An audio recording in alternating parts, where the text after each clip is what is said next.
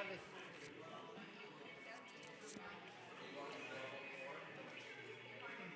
No, I can't. I have he is? I wonder if they'll stream it. Yeah.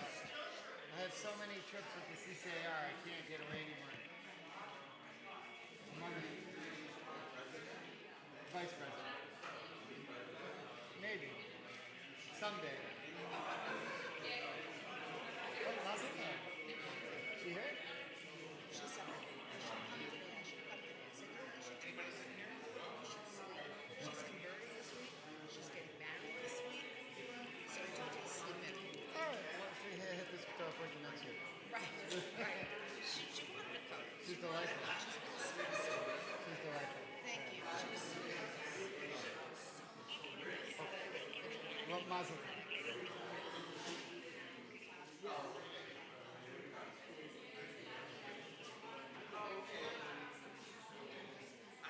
We have priorities. I understand. Masha has to be up. It's so interesting. There are two demographics. Thank you. There are two demographics.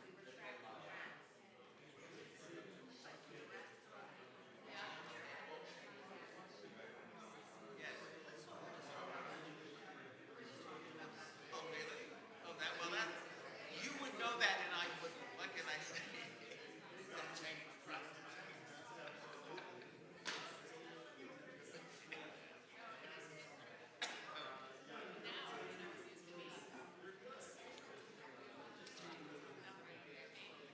Oh, not anymore.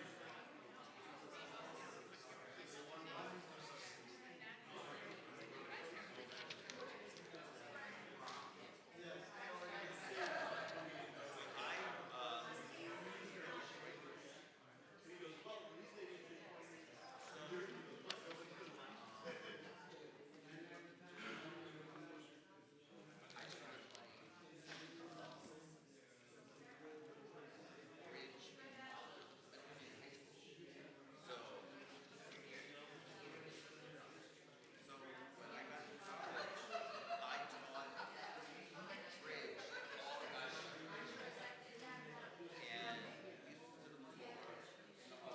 used to sit on the floor every day after class.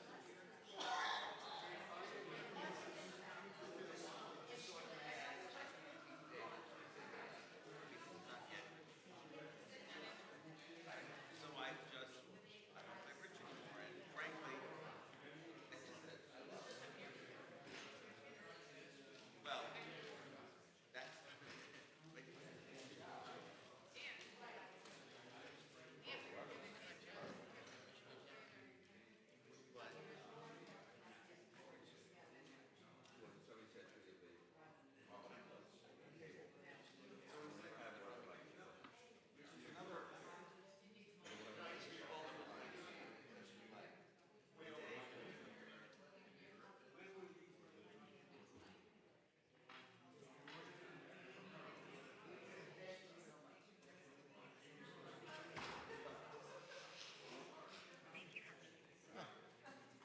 Hey. I have to change my flight. I'm going to the CCAR convention tomorrow, and now that I'm vice president, there's a meeting afterwards the next day. But they didn't tell me that, so now I have to. But American actually came through for me. I can't believe it. Chicago, sunny, tropical. I'm not going to leave the convention center. So. Okay, let's focus on. Now we can concentrate here. 38. I'm holding this whole movement up together on my back. You may be. I What do you think of the deportation of the guy from Colombia? won't miss him. No. I had a meeting this week with the dean of the law school of Columbia, who's also the dean of the head of the anti-Semitism task force at Columbia. A Jewish guy. He's like, that's not a job you want. I think they all deserve due process. You just can't cut the corner. No, but- if he was what they say he was, he ought to be gone. But Well, yeah, you know, he's working for Hamas. Yeah. that's fine. As a doctor, But I'm no legal expert, but I'm not going to miss him. it's like the professor at Brown. Yeah. Yeah, these are some bad guys. So, okay, here we go. Good Shabbos. So, all right. Here we go. V'shamru b'nei Yisrael et ha-Shabbat לעשות את השבת לדורותם בריתו ושמרו בני ישראל את השבת לעשות את השבת לדורותם בריתו ביני ובין בני ישראל אותי לעולם אותי לעולם ושמרו בני ישראל את השבת לעשות השבת לדורותם ברית עולם כי ששת ימים עשה אדוני את השמיים ואת ושמרו בני ישראל את השבת לעשות את השבת לדורותם ברית עולם וביום השביעי שבת וינפש שבת וינפש ושמרו בני ישראל את השבת לעשות את השבת לדורותם ברית עולם ברוך אתה אדוני אלוהינו מלך העולם בורא בריאה גפן אמן. לחיים.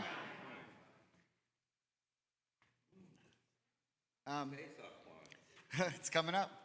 Okay, good. Here we go. Torah portion is called Vayakel. There should be plenty of sheets going around. Hopefully you have one. If not, we can locate them. They're on the back chair. They're on the back chair? row. Okay. Blessing for Torah. Good. Baruch atah Adonai Eloheinu melech haolam asher kishanu b'mitzvosav v'tzivanu la'asot b'divrei. Amen.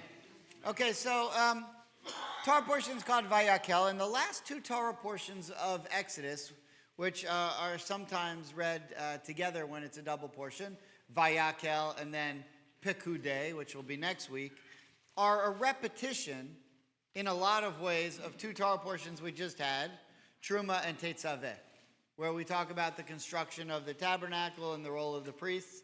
And then, so what we had there, if you remember, we discussed this last year, but Truma and Tetzaveh talk about the construction of the tabernacle and the different, it's a hard word to say, apparatenses. In other words, the stuff, the kalim, that go in the Holy of Holies and the tabernacle. And then we had Kitisa, which is the story of the golden calf. And now the Kitisa is over and the golden calf's over and we've recovered from the golden calf. We repeat everything that happened into going into, and there are lots of reasons why, which we've talked about in the past. I don't want to necessarily get into that today.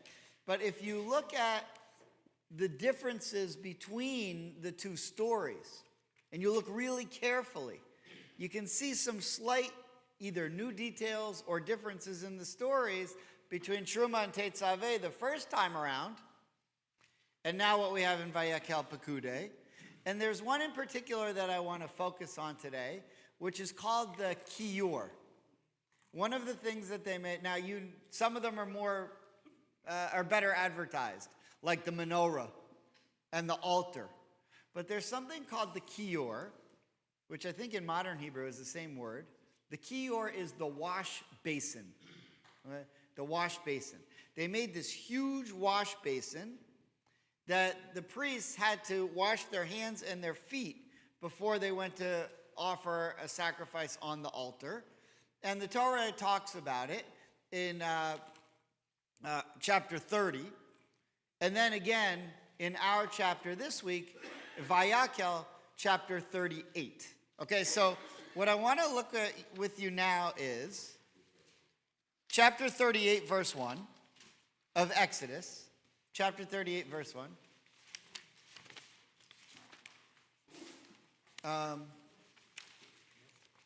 Yeah, it's good to see everyone today. I don't know how many more weeks I have before you go to North Carolina, or Colorado, or Oregon, or Connecticut, or wherever it is that you go. Take your passport. But we got a few more weeks left, I guess, until Pesach, where we can all be together. Of course, you know, when you are wherever you are, you can always catch us on. You can always stream in. We're still here. Okay, yeah, it's a little early, but you can archive it. It's archived. Okay, here we go. Norman, chapter 38, verse 1. Do you have a microphone? Edith has it. Here, you want one? He's got it. All right, here we go. Chapter 38, verse 1 of Exodus.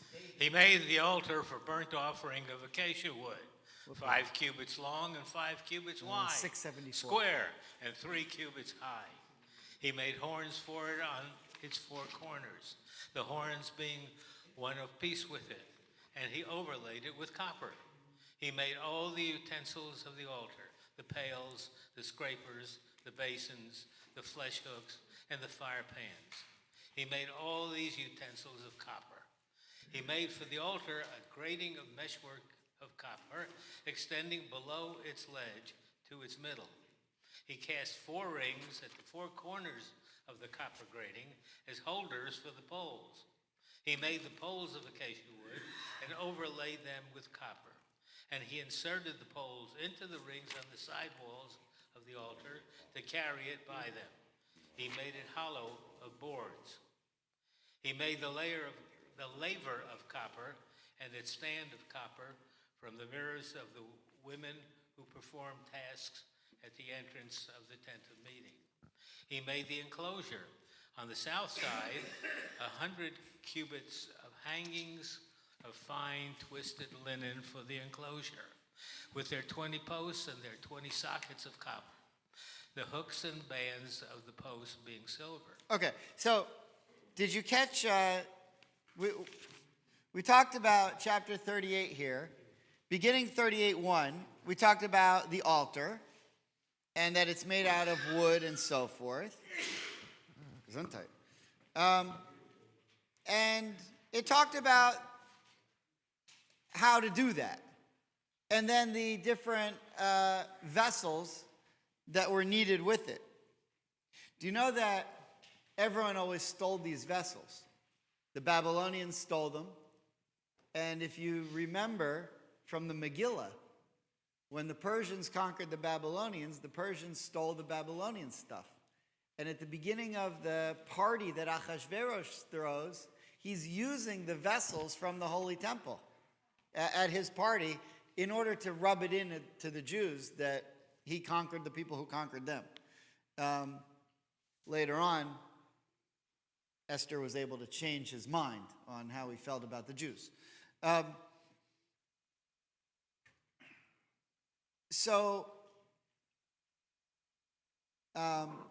would be not, I don't know if Israel, if we could get a pageant, Miss Iran to be a Mossad agent. And all right, Good farm. they tried that. They went with the beepers instead. They said, yeah, the beepers is a better chance. So once we've read the whole thing about them, we read the whole thing about the Mizbeach. Look at verse 8. Verse 8 is the whole story here. There's a lot going on in verse 8. He made so you had, plow, translate that as laver, is that right? Okay, so I don't know what that means, a laver. My translation from the Hebrew of kiyor into English is Kiyyor. So in other words, what they're saying, a good translation of kiyor is kiyor, because I'm not exactly sure what that means. Modern Hebrew, it means A sink. Yeah, it's a sink in modern Hebrew. It's a wash basin. Now, what I want to point out here is that Moses made they had the wash basin made here. Now, we know one thing we learn here is what they made it out of. But one thing we do not learn here in verse 8 is why you needed it. Okay? So look what it says here. And this is a very, very interesting detail that you should read it. If you're a student of mine for any period of time, you should read this verse and say, why do they tell us that? Why do I need to know that? Who cares? So what's the detail? Look what it says here. I mean, we've seen many times where they said they made this out of copper, and they made that out of copper, and they made this out of gold, and they made that out of gold. And so fine, you say they took the gold from somewhere and they made it. But look what it says here. He made the laver, or however you want to translate the kiyor, of copper, and its pedestal of copper. Fine, that's all I need to know. But then there's this bizarre detail. Look what it says. With the mirrors of the women who congregated at the entrance of the tent of meeting. So all the other times when things are made out of copper, we just see that they're made out of copper. But here they see specifically they took mirrors of a particular group of women. Who cares? Well, we do, but we don't know. I mean, what does that mean? So do you see my problem? It's a weird detail. It's a weird detail. Okay, now, what we don't know from verse 8 is that why the wash basin is needed. Now, you could guess. You could say, well, wash your hands, you're a holy place. You're about, God forbid your hands should be dirty when you slaughter animals and throw their blood against, God forbid you should get dirty doing that, it's like saying, don't throw water on me when I'm in the shower. What? Yeah, I'm already wet. Well, you're about to do like the dirtiest thing that you do. You're pulling out the entrails. Chas v'shalom, your hands should be dirty when you go to do something. What does it mean? Okay, we don't know. So, remember what I said, this was already taught to us, but there are some little differences. Okay, so now we have to jump back. So if you jump back with me to chapter 30, verse 21. I know it's annoying, but if you don't compare these two, you miss the point. Chapter 30, verse 21. In Exodus, chapter 30, verse 21, they shall wash. Everyone see that? Actually, let's go back just to verse 17. 30:17. This is the first time we hear about the kiyor. Edith, do you have it? Yes. Chapter 30, verse 17. Here we go. Adonai spoke to Moses, saying, make a laver of copper and a stand of copper for it, for washing, and place it between the tent of meeting and the altar. Put water in it, and let Aaron and his sons wash their hands and feet in water drawn from it. When they enter the tent of meeting, they shall wash with water, that they may not die. Or when they approach the altar to serve, to turn into smoke and offering by fire to Adonai, they shall wash their hands and feet, that they may not die. It shall be a law for all time for them, for him and his offspring throughout the ages. Okay, so, you walk in today and you say, oh, he's going to talk about the wash basin. That sounds great. I can't wait to spend an hour learning about, that sounds, but look, this is a matter of life and death. If you don't wash your hand, now, did you notice in chapter 38, we don't get any of that information? But we do in chapter 30. So if someone says, why do they repeat the whole story? It's because when you compare the two, then you can start to learn lessons. That's why. Well, here's what's going on here. Not only is it a good idea to wash your hands before you take an animal and bring it up to the altar and your feet, but if you don't, you die. So there must be something pretty powerful going on here. Now, here's two things that I know from what we just learned. Well, three things. There's a wash basin that has to be built and created and put adjacent to the altar in the tabernacle, which is then going to be the microcosm for what they build when they build the Holy Temple in Jerusalem. So that's the first thing I know. I need a wash basin. Second thing I know is it's made out of copper that was taken from the mirrors of a certain group of women. Okay. I don't know what to do with that, but I know it. And the third thing I know is it must be pretty important because if you don't do it, you die. Now, did they ever try that? Did one guy ever say, no, I don't believe it. I'm going to wash my hands and I'm going to wash 9 toes, but I'm going to leave my pinky just to see? I don't know. I wouldn't have wanted to be the guy. Ask Nadav and Avihu how that goes. You get the guy next to you to do it. Nadav and Avihu, right. So that was something different. Strange. But the rabbis debate why exactly they died. Maybe it's they didn't wash their hands properly or their feet. Thought they I tried. don't know. But what your point is, if you don't do it right, you do die. Good point. Yeah, Hillary? Microphone. Can you use the microphone so they can hear you at home? There you go. This has come up before. I'm just curious, is this why my dad, as a Levi, washed the hands of the Kohanim at my synagogue when I was little? Yes, it's exactly right. And not only that, when else during the course of the year do we wash our hands but not say a blessing? At the Seder. And the reason why we wash our hands twice, the first time is because of this. Because you're offering the Paschal offering. I mean, we just eat meat and put it on the Seder table, but it's representative of the Paschal offering. The second time you wash your hands because you're about to eat. So that's why we have the first time, you don't say the blessing. No one died in my community. You pass this back. Thanks. I guess this is off topic, but verse 17, Yeah. the Lord spoke to Moses saying, why wouldn't verse 18 just be part of verse 17? Why is that its own verse? Because, so the word lamor teaches you something. And what the word lamor is, whenever you see, sometimes it just says, and God spoke to Moses, and sometimes it adds the word lamor at the end. Lamor means saying. But saying is a clue. Sometimes God tells Moses stuff that's only supposed to be for Moses.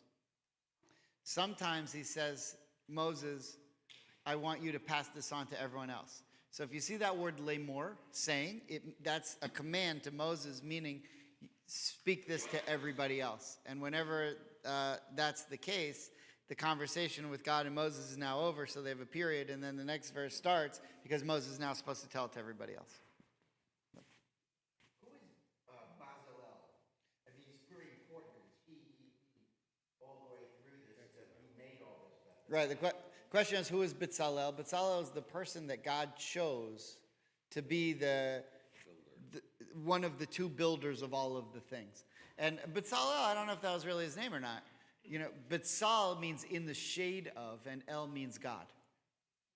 So in the shade of God. So it may just be that he was someone very special, and his nickname was Bezalel.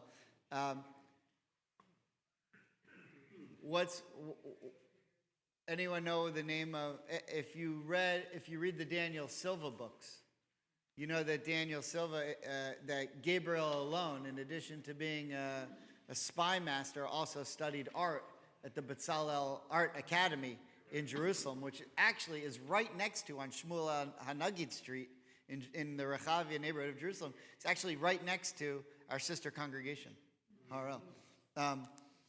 I've spoken many times at our synagogue. I've yet to be invited to speak at the Bezalel School of Art, but you never know. He was an art Gabriel, right. But he studied art at Betzalel.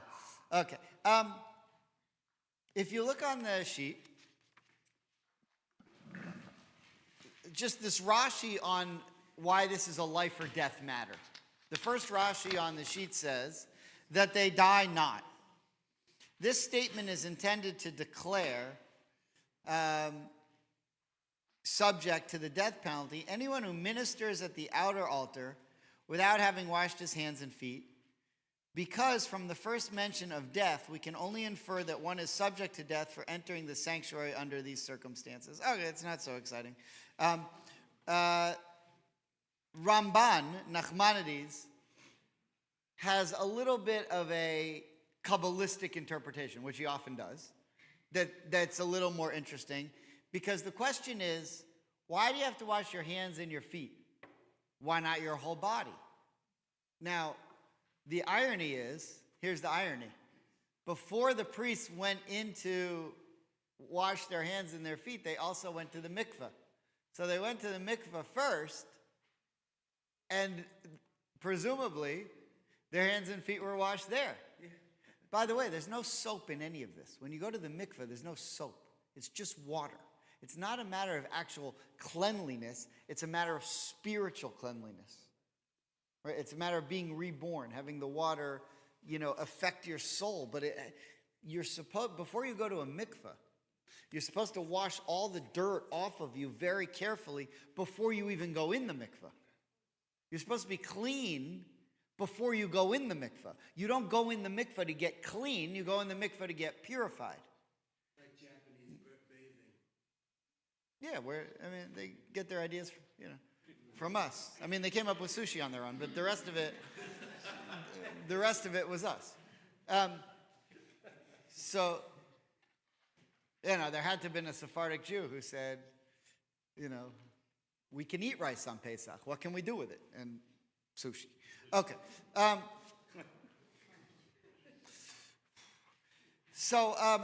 My point is this. You wash in a mikveh to be purified. And that's in Hebrew, the difference between what's called tuma and tahara. Purification versus impurification. So you're purified now, if you're a priest, when you walk into the holy temple. But now they're saying, you're purified, fine. Otherwise, we wouldn't be allowed in here. But now you got to wash your hands and your feet again. And so the difference is, when you go to the mikveh, you're dealing with purification versus impurification. That's called tuma versus tahara. But when you go into the altar, it's a whole different category called kedusha. You have to be sanctified. So pure versus impure is not sanctified. Okay, I went to the mikveh, I'm pure. Pure makes me eligible to go into the holy temple and get sanctified. That's a different concept. Kedusha. Okay? Now, how do you get kedusha? You have to wash your hands and your feet again. Now, so we ask the question, here's the question. Why is it that when you go to a mikveh, it has to be a whole body experience, but when you go for kedusha, it only has to be hands and feet? Everyone understand the question? Okay, so here comes Ramban with a Kabbalistic answer to the question. Okay, so who's got a mic? Anyone?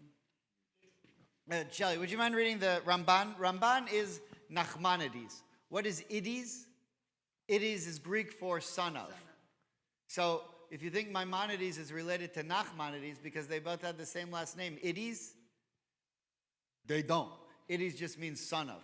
So Maimonides was the son of Maimon, and Nachmanides was the son of Nachman. They both actually happen to have the first name Moses. That's a coincidence. Okay, that was bonus material. Okay. No extra charge. No, yeah.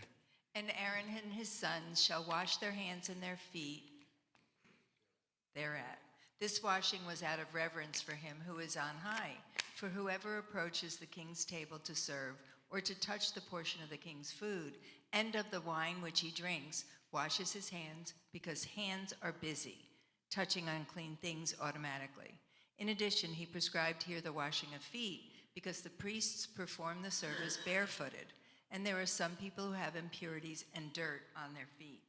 By way of the truth, the mystic teachings of the Kabbalah, these parts of the body had to be washed because the extremities of the person's body are his hands and feet.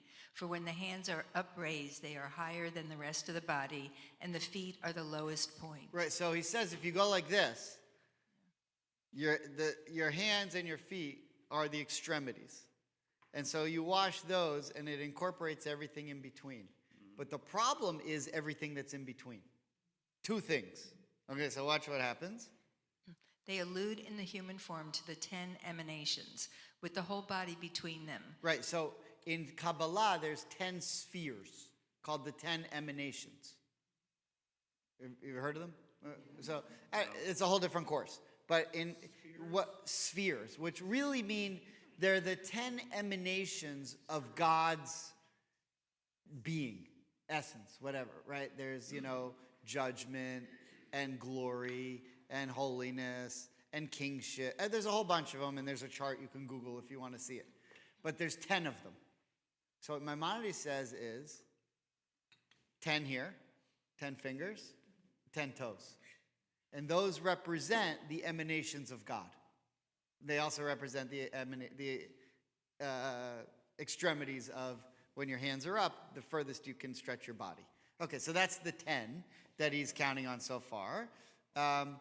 Okay, here we go. With the whole body between them, just as the rabbis have said in Sefer Yetzirah. Right, so Sefer Yetzirah is a very, very ancient book of Kabbalah that was written down even before the Zohar, that has some of these stories of the Kabbalah that go back in the tradition. And Nachmanides used to quote the Sefer Yetzirah very often in his commentary on the Torah. Book of creation. Mm-hmm. Yeah, that's what it means in English. Right. Okay. He made a covenant with him, Abraham, between the 10 fingers of his hands and the 10 fingers of his feet, with the protrusive part of the tongue and with the protrusive part of the nakedness. Therefore, the ministers of the One on High were commanded to wash their hands and feet, this washing being for the sake of holiness, as Onkelos translated here, le-rachsa, to wash, le-kiddush, to sanctify. It is on the basis of the idea of this commandment that our rabbis have instituted the washing of hands before prayer in order that one should direct one's thoughts to this matter, just as in the uplifting of hands by the priests when blessing the people. Okay, so Abraham, the connection to Abraham is Abraham made the covenant with God in two ways. One, he said he would follow one God, and two, he had the circumcision. So those are the two areas that lead us to sin the most, right? Sexual organs and things that we say. Those are things that lead us astray the most, at least according to the Kabbalah. But when Abraham made his covenant with those two, basically what he was saying is, I'm going to control my impulses and behave only in a sanctified way, and that's what it means for me to be in this relationship with the one and only God. And so because of that, when you put your hands up, the problem areas are in between. And so you sanctify your hands and your feet. Now, when the priests were coming into the temple to offer the sin offerings that went on the altar, the whole point of it was to represent the repentance of the Jews. That's what sin offerings were. Today we don't have that anymore. Today we just have repentance because we don't offer sacrifices. But that's why we said last week, remember, beged is the name of the clothing that they wore. But beged is also the Hebrew word for betrayal. Ma'il was the name of the jacket that they wore. A ma'il is a coat. But ma'il in Hebrew also means embezzlement. Right? So there were lots of different types of things that represented sin in the Holy Temple, because the point of the Holy Temple was to repent from the sins. And this is another one. The idea of the hands and the feet, Kabbalistically at least, is everything from the mouth and the two areas that cause us to sin the most. So now that we understand that we need the wash basin, you don't have to buy this Kabbalistic stuff. It doesn't matter to me if you do or not. I mean, it's just an idea. The point, though, is that I think this is clear to all of the commentators. that the washing of the hands and the washing of the feet has something to do with kedusha, holiness, so that you can be in a state of holiness and be eligible to offer sacrifices that can be accepted on high. That's the idea. Is that why you wash your hands before you go into a shiva? No, so that's called a bubba misa, which is that a lot of people do it. I don't do it. I think it's silly. You're supposed to wash the death off of you, or The idea there is not before going into I'll repeat it. the idea is after coming out of It's actually people do it more when you're coming out, right? Because you're washing the death. the idea is coming out of the graveyard, Right. where you have impurity. Right. So, I was once on a tour of Israel with a synagogue group, I think from Fort Myers. And we had a tour guide who was Orthodox. I learned something from him that I never forgot. He's a very spiritual guy. There were some Bratzlafer Hasidim that came around and were sort of talking to our group, and they were handing out, some Kabbalistic charms or something. And the tour guide looked at me and he said, "I'm a spiritual guy, but I don't go for nonsense." And ever since then, I stopped washing my hands. I'm not worried about the death. I've been in a lot of shiva houses. I've made my way out without washing my hands. If you want to wash your hands, wash your hands. I don't know. It makes me no difference. So this carries into other religions too, because the Catholic priests wash their hands before Mass, because they're going to handle Sure. communion, which is the same thing. So it's Yeah, I mean, something that kind of we gave it up, but they well, I mean, Embrace they it. got a lot of their good ideas from us. The idea of baptism and the water, we had that 1,800 years earlier. And they used the labor. Yeah. I mean, now they have, wafers and wine, which we never thought to have food with it.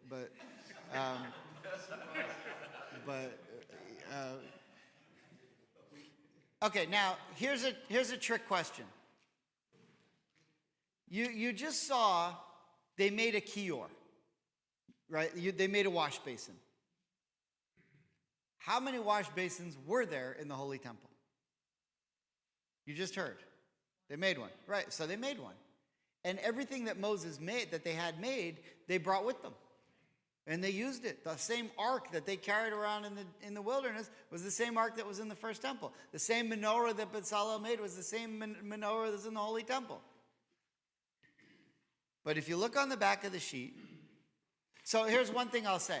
In the tabernacle, there was one basin. But this is a good trick question. If you're at a dinner party tonight and the conversation's boring and you want to ask a trivia question or something, here's a trivia question. You can say, there's one wash basin in the tabernacle. How many basins were there in the Holy Temple? And everyone will say, one. There's one menorah, there's one Ark of the Covenant, there's one. Okay, look what happens in 1 Kings. So if you look on the back of the sheet, so when it says he, that means King Solomon, right? King Solomon built the first temple. So look what it says. Then King Solomon, he made the tank of cast metal, 10 cubits across from brim to brim, completely round. It was 5 cubits high and it measured 30 cubits in circumference. There were gourds below the brim completely encircling it, 10 to a cubit encircling the tank. The gourds were in 2 rows, cast it in one piece with it. It stood upon 12 oxen, 3 facing the north, 3 facing the west, 3 facing the south, and 3 facing the east, with the tank resting upon them. Their haunches were all turned inward. It was a handbreadth thick, and its brim was made like that of a cup, like the petals of lily. Its capacity was 2,000 ba. That's not bath, that's ba. What's ba? Look at Rashi. The equivalent of 6,000 seah. For a bat is equal to 3 seah, as is stated, etc. So, thus, 6,000 seah are found to be 150 ritual baths of purity, 4,000 seah for 100 ritual baths, and 2,000 seah for 50 ritual baths. So, feel like I missed a verse here. Demonstration by circular cross-reference. Yeah. So, all in all, there were lots of lavers in the Holy Temple, not just one. Why were there lots of them? In the wilderness, the only priests who were allowed to do this were Aaron and his sons. But when they got to the Holy Temple, there were hundreds and hundreds of priests at any given time doing sacrifices. And so they needed a lot more wash basins. Otherwise, it never would have got done. So this is just like an interesting fact. But there were 10 other main wash basins besides the main one. And if you Google them, like one of the things it says here, you see it stood upon 12 oxen. That's not real oxen. They made 12 in a circular way. There were 12 oxen statues, and the wash basin, this big basin, rested on top of the oxen. Because the oxen represent the ultimate sacrifice. It's the most expensive sacrifice and so forth. Okay, that's just fun. They did them in the wilderness? Yes, yeah, similar to, but Moses only had one of them. Now they have 10 of them. And they carried them, they schlepped them? They schlepped them. The Levites schlepped them. That was their job. Okay, now, one last point that we didn't clear up. So now that we know why we have the kior, and now that we know that it's a matter of life and death, and now that we know that kedusha, holiness, is different than purity, tahara, the one thing we didn't discuss is why did the mirrors, why did the copper to make this basin had to be from the women's mirrors? With me so far? Okay, there's a lot of pieces here. So, Rashi, if you look back on the first page, there's a Rashi on the bottom of the page where it talks about where the mirrors come from. Okay. Diane, would you mind reading that one with that mic? Rashi on the bottom of the first page. Of the mirrors of the women crowding. Israelite Tish. The Israelite Tish women. That's like, they're sort of Israelite. They're Israelite-ish. The Israelite I think women. you can read it, the Israelites. The Israelite women possessed mirrors of copper into which they used to look when they adorned themselves. Even these they did not hesitate to bring as a contribution towards the tabernacle. Now Moses was about to reject them, since they were made to pander to their vanity. But the Holy One, blessed be he, said to him, accept them. These are dearer to me than all the other contributions, because through them the women reared those huge posts in Egypt. Okay, now there's a lot going on here. So let's try and take it slow. What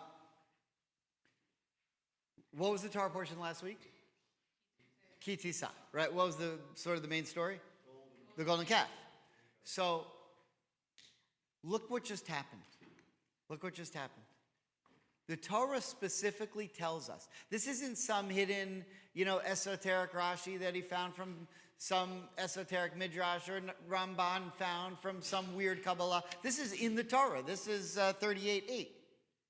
They took the copper from the mirrors of the women, meaning that it was something that belonged to the women.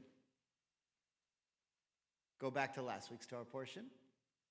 Aaron says, go get your gold for the golden calf from the women.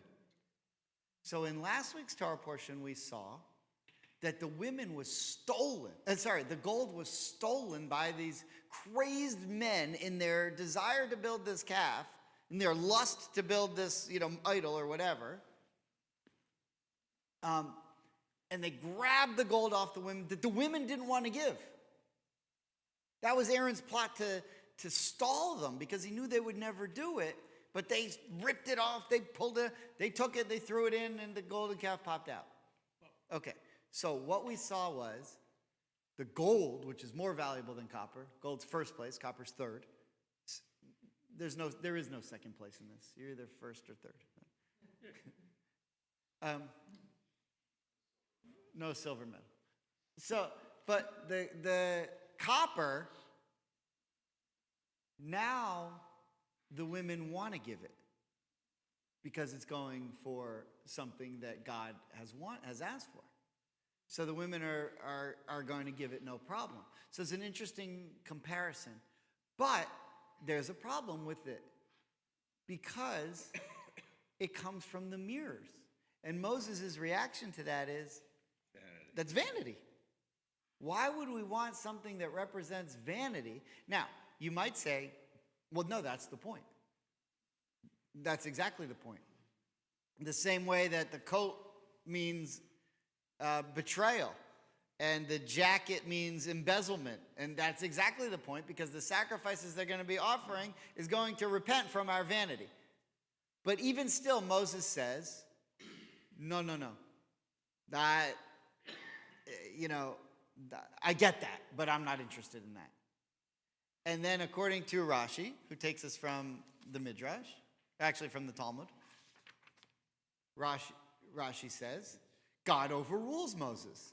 And God says, Moses, I see what you're thinking, but you're wrong. Right track, wrong train. That's what my AP European history teacher used to say to me. Took me a while to figure out what he meant. He said, right track, wrong train. Okay, so what we have so far is Moses says, so now Moses was about to reject them, which means Moses didn't, if Moses was going to reject them, it means he didn't ask for it. The women, out of their own, what you call mesirat nefesh, their own desire to do the right thing, brought the copper. And Moses says, that's not the kind of copper we need. And God says, Moses, you're wrong. The women are right. Take the copper. Okay, that's what we have so far. Let's keep going. For when their husbands were tired through the crushing labor they used to bring them food and drink and induce them to eat. Then they would take the mirrors, and each gazed at herself in the mirror together with her husband, saying endearingly to him, see, I am handsomer than you. Thus they awakened their husband's affection and subsequently became the mothers of many children, as it is said, I awakened thy love under the apple tree, referring to the fields where the men worked. Okay, so I don't know if any of you have ever heard of this, but there is actually a tradition, there's a custom of putting an apple on the Seder plate. Have you ever heard this? Yeah.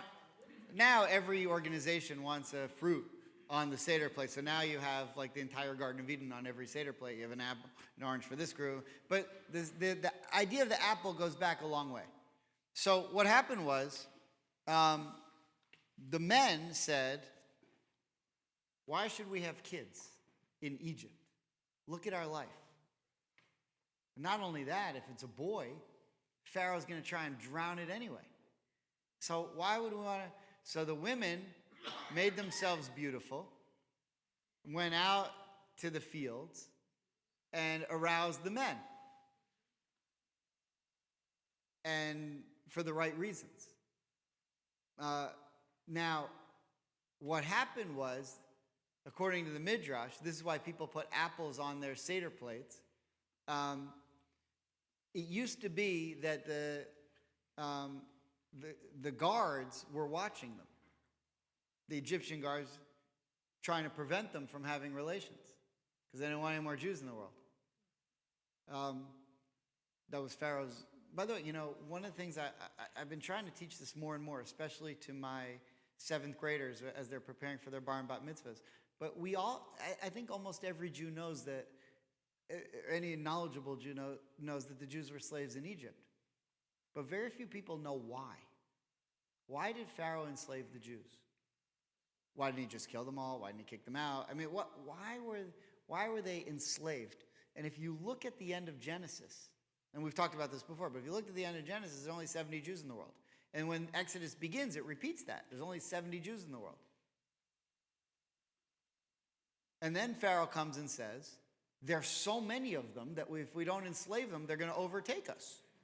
He says, what do you do? There's only 70. What are you talking about? Millions of Egyptians, the superpower of the world. You're worried about 70 Jews? It's true, 70 Jews could do a lot of damage. I've seen, but what are you worried about? So hundreds of years passed, though, by the time Genesis ended and Exodus begins. And the Midrash tells us that every time a woman gave birth, a Jewish woman gave birth, 6 kids popped out. So for a couple hundred years, 6 of them popping out every time, you actually can't blame Pharaoh for saying, oh my, this is the craziest people. They're going to be more than us soon. Look at their... But if you think about it, we Jews were born in Egypt by a miracle. The birth of the Jewish people was through a miracle, that 6 of us kept popping out. And we all descend from one of those 6 tuplets, or whatever. So that's why ultimately they're enslaved. Because what Pharaoh wants to do is get rid of this crazy birth rate of Jews. And what he says is, well, if you get rid of the boys, there's not going to be any more procreation. And eventually they'll just die out. And we'll just have them as slaves until then, but drowning the boys will have them die out. So they monitored the procreation. By the way, one of the things that was that Moses, one of the things we learned from the Torah, Moses was born after a 6-month pregnancy. And after 3 months of being alive, Miriam and her mom Yocheved push him down in a basket. Why 3 months? Because when someone did get pregnant and they did find out that someone procreated, they counted 9 months. And they would come back after 9 months and drown the baby. So they had to wait they were able to wait 6 months and keep him, but after 6 months, they were worried that any day the Egyptian guards might come looking for him. That's according to the Midrash. The video of the discussion between Yocheved and Miriam, the audio is a little hard to make. If that's exactly what they said, it's hard to make out on the audio. The video's clear. You can see them pushing. But what they were saying, it got a little mumbled. Moses didn't have 5 brothers or sisters. He had 1 brother and 1 sister. Yeah, if 6 popped out, why? No, 6, that was before they were enslaved. Moses was born well after they were enslaved. Yeah, right. It's a good question. Good question. Fast forward to Israel today. By the way, once they were enslaved, hardly any of them. It was rare. Yeah, sorry. Fast forward to Israel today. Fast forward to Israel today and the right to vote. What do you mean? The population, the shift of population. Oh, okay. Yeah. Very good. Very good. Okay. One last. So the miracle of the apples was whenever they did want to procreate, they went out to the apple orchards, and God made the apples so full on the trees that the Egyptians couldn't see through them. So, if you don't like it, then don't put the apple on your plate. I don't care. If you want to put an apple, put an apple. If you don't want to put an apple, you don't want to put an apple. Look at one last midrash, and then we'll try to make a point. Do you see the Exodus Rabbah 1:13? Someone have would you mind reading that last Exodus with the mic? Yeah. Exodus Rabbah. He divorced his wife when she was 3 months pregnant. Okay, who's she and who's he? He is Amram. Who's Amram? The father of Moses. Who's she? Yocheved, the mother of Moses. So, before Moses was born, his father, Amram, divorced his mom, Yocheved. Okay? Miriam wasn't having it. So look what happens. All Israel arose and divorced their wives. Right, because Amram was like the leader of the Jewish people. People followed him, and they all said, if he's divorcing his wife because he doesn't want to have any more kids, because he doesn't want to bring kids into this mess, we're going to do the same thing. His daughter is a woman named... In this verse alone, Miriam saved the Jewish people. Okay, here we go. His daughter said to him, your decree is harsher than Pharaoh's, as Pharaoh decreed only against the males, and you against the males and the females. Pharaoh is wicked and it is uncertain whether his decree will be fulfilled or whether it will not be fulfilled. However, you are righteous, and your decree will be fulfilled. He rose and remarried his wife. All Israel arose and remarried their wives. That is Puah, who was the impotent toward his father, her father. Right, Puah is a nickname for Miriam. You remember Shifra and Puah? Shifra is Yocheved, and Puah is Miriam. Because Shifra and Puah are words that mean to care for babies. And they were the midwives. Okay, now, what does all of this mean? It's good to have a point. So what we want to try to figure out is, why is the copper of the kior made from the mirrors of the women? You know? Yeah, I mean, that's why I have these classes, right?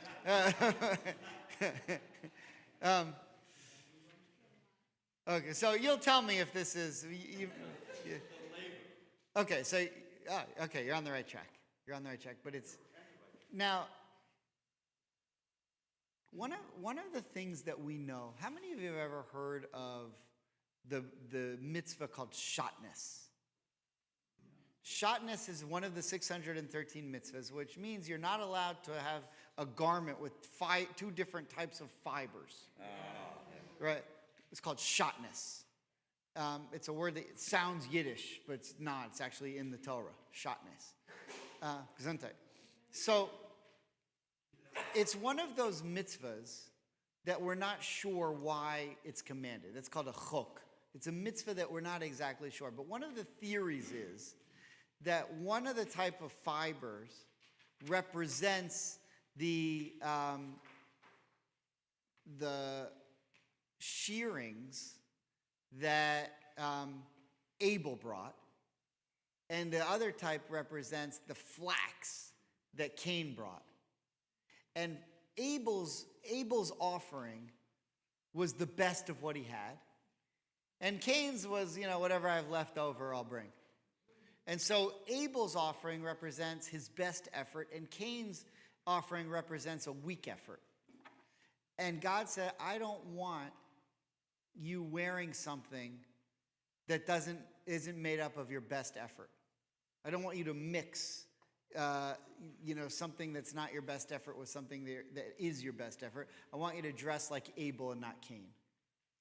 And so embedded in this mitzvah is the idea that when we worship God, or when we fulfill the mitzvahs, or when we go about our lives, we're supposed to do it with our best effort. And putting in a half-hearted effort, it's not even worthwhile. Don't do it. Do everything with your best effort. So that's an amazing idea that's, 3,500 years old to be thinking like that. And there's another idea here. So if you're a priest and you're told your job is to repent for all the sins of the Jewish people, you might say, have you met this group? Do you see what's going? We're going to be slaughtering animals all the livelong day. And we're going to slaughter thousands and thousands of animals and come back the next day and have to do it all over again. And when you're the priest and you accept the animal, you've got to hear from the guy what he did wrong. He has to admit what he did wrong, otherwise you can't take the animal. So this guy comes. I yelled at my wife. Okay. Take the animal. Next day, you again? Oy. And now I got to schlep this whole thing, and next day, Mr. Finkelstein. Again. And it's just like, oh my God. And you're going to get to the point where you'll say, I can't do it. I can't do it anymore. It's not worth it. They're not getting it. I'm not doing it anymore. There's no point to this. And so when you get to that point, and you see the copper, and it reminds you of the mirrors of the women who said to the men, there's no point. Why should we keep doing this? Just so they could be slaves. And you want to give up. The mirrors of the women remind you of the women in Egypt who said to the men, how dare you? How dare you give up on this dream of Judaism and of God? And so they made the kior, this random verse, verse 38:8 in Exodus. They made the kior out of the mirrors of the women because the women used the mirrors to tell the men, don't ever give up. Don't ever give up on Judaism. Don't ever think that this system isn't going to work. Don't ever think that we can prevail and get to a holier place. And so that's the reason that we have the kior. But there's another embedded message here. The men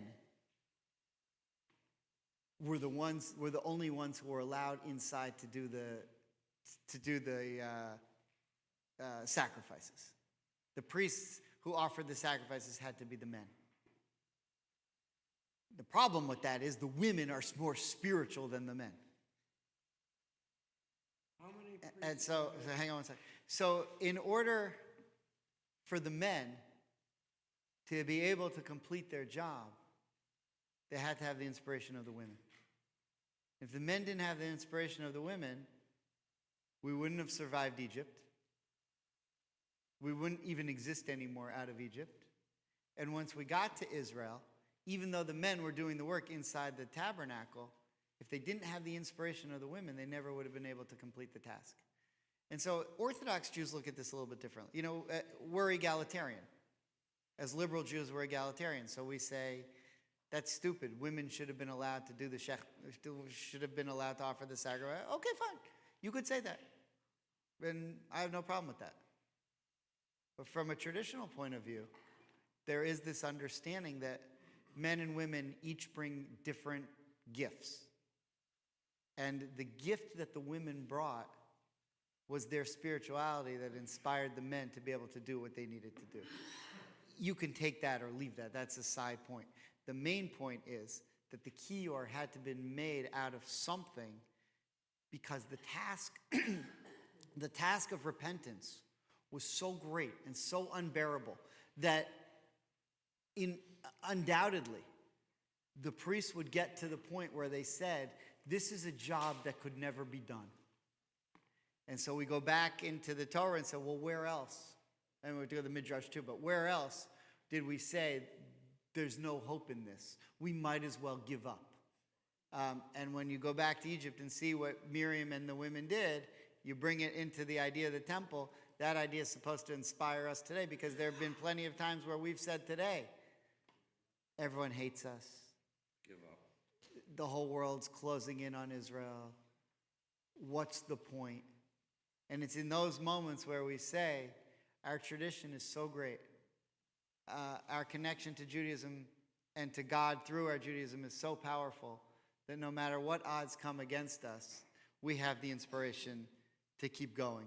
And to tell you the truth, for 4,000 years, we've been doing a heck of a job. So keep it going. All right. Shabbat Shalom.